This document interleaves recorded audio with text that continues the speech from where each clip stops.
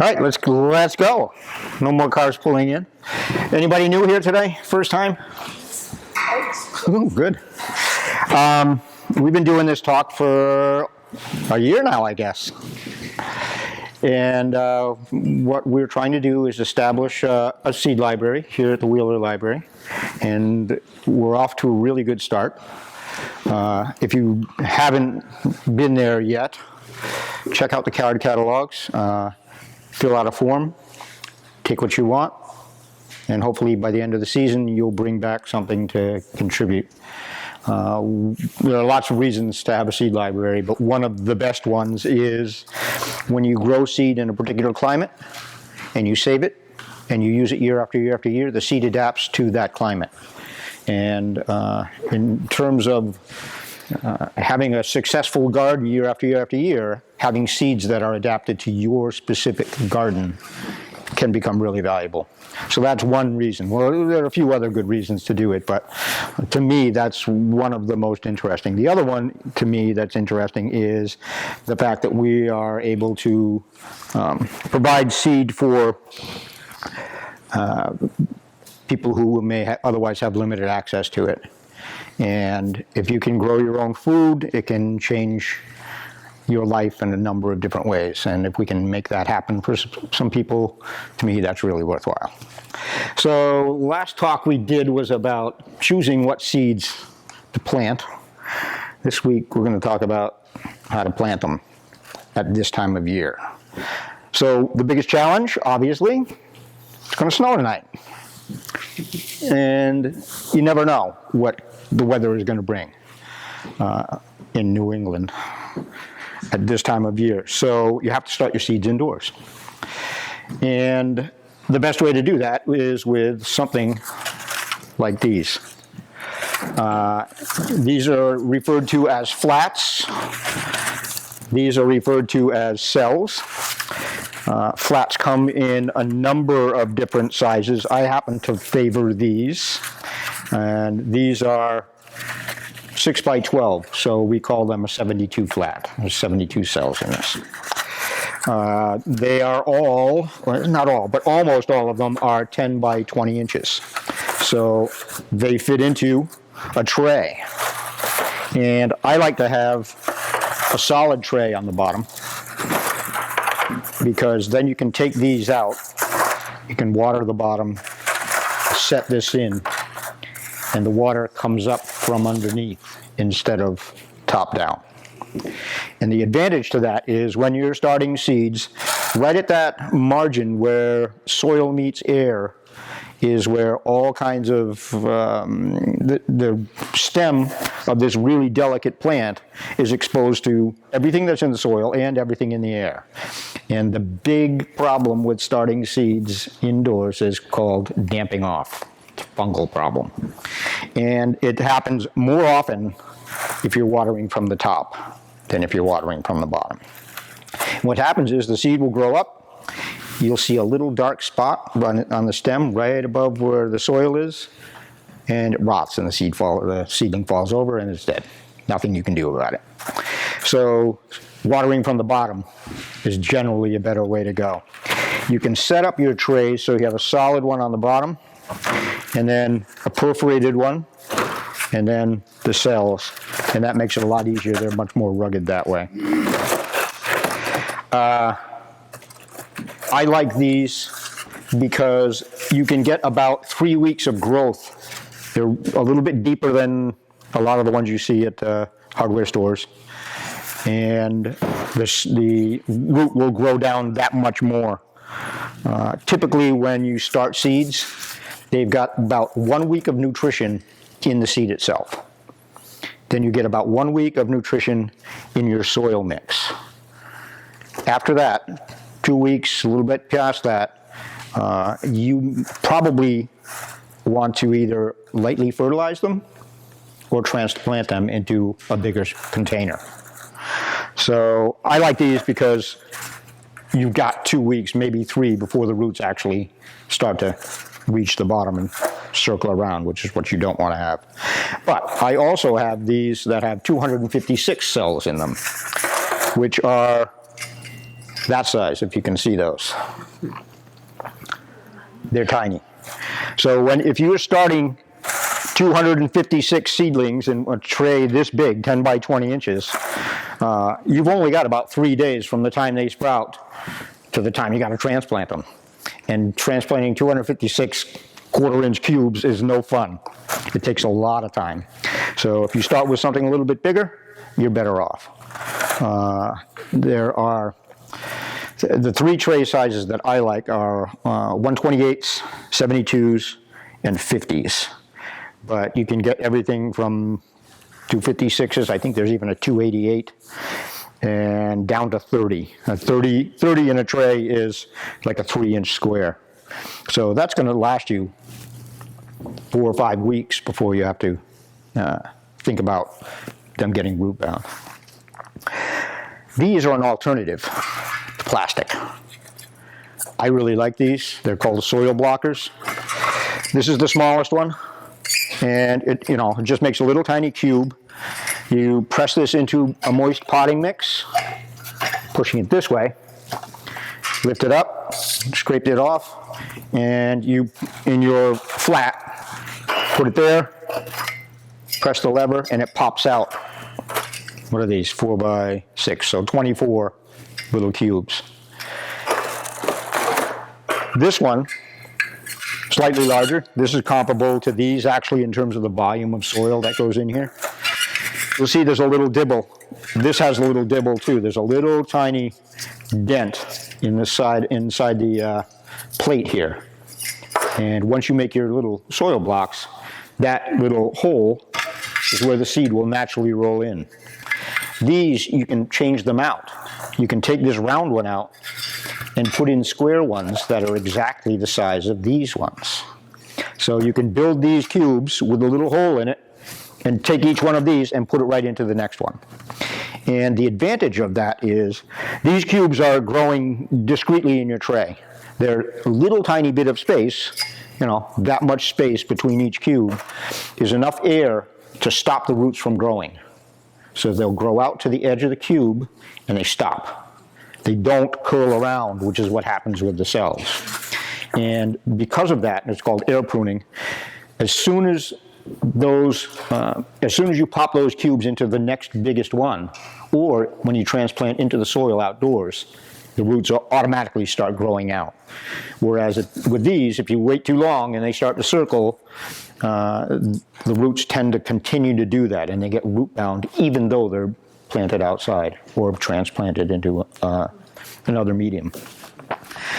If you are at the point where you've started your seeds and cells, you pop some out and you see that they're starting to curl, the best thing to do is just take a sharp knife, a serrated knife, slice them, make a few cuts. What do you call those things? These are called soil blockers. Soil. Yeah, they are. We were talking about this earlier. I don't know what they go for. It's probably in the back of the Johnny's catalog. But this is the smallest one. This is a medium size. We just got one at the Giving Garden in Mystic that is 16 blocks at a time, and you actually stand up. So yeah, this is what they look like. And let's see if I can find the mini one.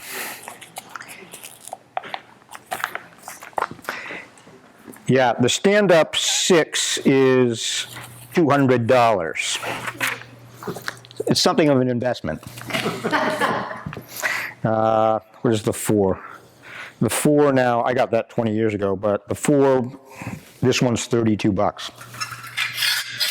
They don't even list this one. Oh yeah, it is. It's, me without my glasses, $28 for this little toy. But you're using a lot less plastic. You actually get a better seed cube. You get a better transplant plug. The hardest thing with these is getting the right soil mix so that it holds together. But once you've figured that out, you can make a lot. There are mechanical ones too. You can, if you got a few $1,000s to spend, they pump them out 5,000 or 6,000 at a time. How do you water your soil blocks? We're getting there with this. These are they're called Fogget nozzles. Dram makes them. Dram is, they also make these wands. If you're looking for irrigation equipment, they're one of the best. So this one, there's one tiny little hole in there. And assuming you have typical water pressure, you know, this can go on the end of a hose, but it's obviously much more convenient on the end of a wand. Half gallon a minute. A very, very, very fine spray. So this is dry potting mix. If I sprayed that on there, the potting mix would not be blown all around. It's that fine. This is another one. It has 3 nozzles on it. This is 1 gallon per minute. They also make a 2 and they make a 4. These 2 are not cheap, but they are the best for watering really delicate things. They literally make a fog rather than droplets. So they're really nice for starting seedlings, and it's really easy for you to see. They have a very uniform pattern. So as you're going across the seed tray, you can hold it at the right height and just make one swing across, and it's a very uniform watering all the way across. So I really favor these, but you can also get these heads. They're a little bit heavier. This is probably 6 gallons per minute, maybe. They're great on a wand because you can do multiple trays very quickly, very efficiently. But if you can find these, I actually picked these up. I went to a hardware store and they were sitting on a shelf, and these packs, you can see they're actually sun faded. The plastic is all yellow. They must have been on the shelf for 4 or 5 years. I bought every one they had. They were $5. If you're interested, the cheapest place that I know of to get them is a website called Greenhouse Megastore. They are a fantastic resource if you're looking at becoming a commercial grower, or if you're, I'm going to actually hold on to this, I may need this for references, but they are fantastic if you're looking for things in quantities like these. I buy these by the case of 100 a piece.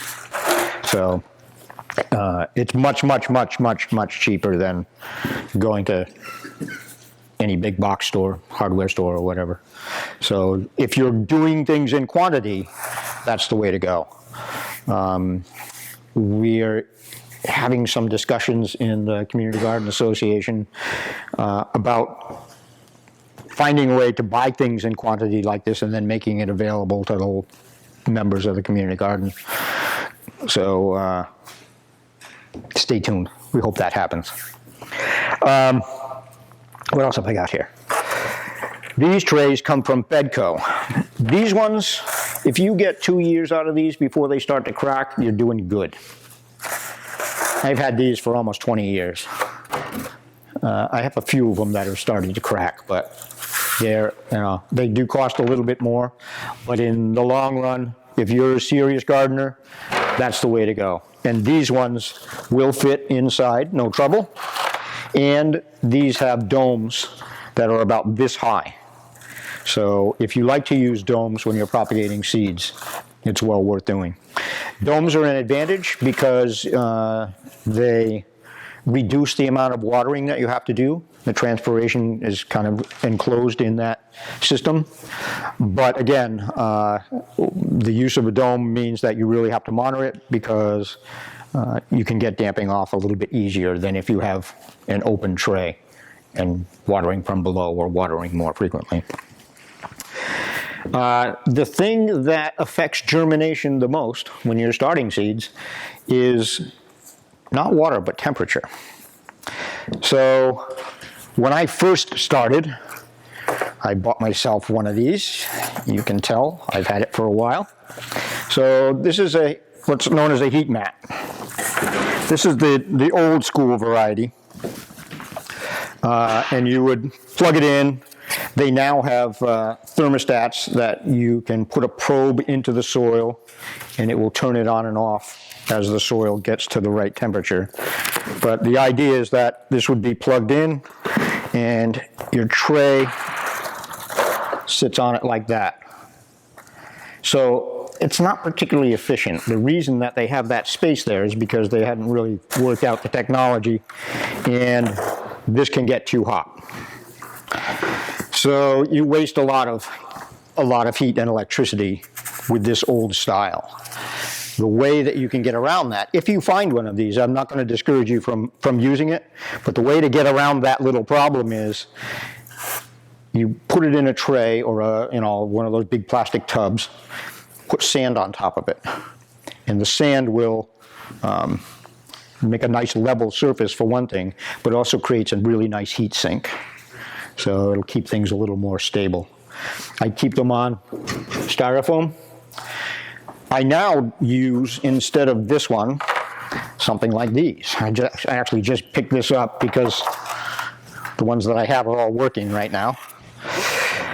If you go to your local marijuana grower supply shop, you can get these there. This will do 2 trays. It's $40, give or take. They're not inexpensive. Greenhouse Megastore has them. They're a little bit less expensive. Much less expensive than driving to Westerly to the grow place. And they're much better regulated as far as the temperature goes. They're a really handy tool. But the idea being, you want your soil to be 70 to 80 degrees. For almost all the vegetables and most of the flowers, that's the ideal. It's not true for everything. Some plants, some seeds are better off colder. Some actually want it to be 90 or 100 degrees to actually have their optimal germination. But on average, 70 to 80 degrees is what you're looking for. Again, on some kind of insulation so that all the heat is coming up instead of going down.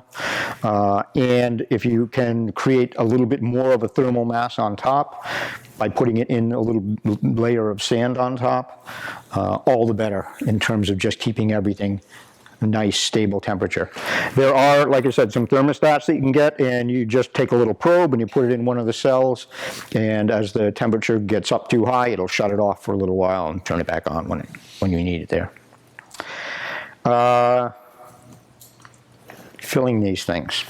I brought 2 samples. These are straight from Ocean State Job Lot. This is $2 for potting soil. This one, I think it's $3.50. Actually, seeding and potting. So the difference being, what you want to put in, it's not mandatory. What you want to put in your cells to start is seed starting. It's very fine. It does not have a lot of nutrients in it, but it's very easy to fill your cells. The potting soil is almost the same, but it's not quite as fine.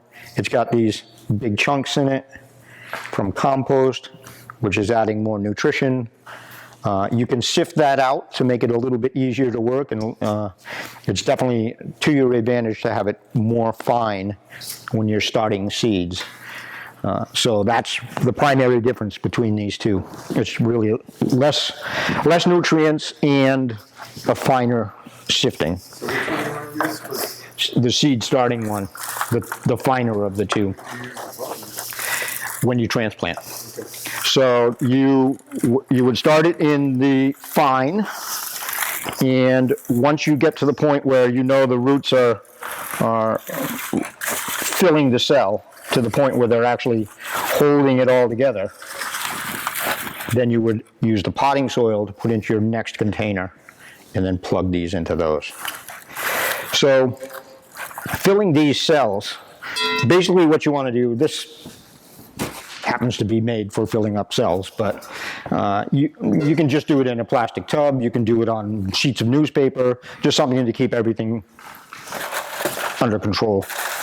So you fill it up lightly, don't press down, just scrape along the top so that all of them are full to the top. Then take another one and just put it on top and go like that. Very, very light. Just enough to give it a little bit of compression. And then you would water it. You can use moist potting mix to fill them, but it's messier. It's harder to keep your hands clean, the trays clean, and when your fingers get wet, it's a lot harder to manage tiny little seeds. Yes? So what's the disadvantage to just skipping that process and going straight into a planting mix? Someone who doesn't do that. There's not much disadvantage, really, other than the lumps and the fact that you're using more nutrition than the seeds really need, and you're typically paying for that. And bear in mind that nitrogen, which is the primary nutrient, is very volatile. So your seedlings they don't need it the first week. They're getting it from the second week, and if you're using potting soil or that, which typically would have compost in it, which has nitrogen as a nutrient, that nitrogen can actually off-gas by the time the plant roots really need it. So it's not a huge disadvantage by any means.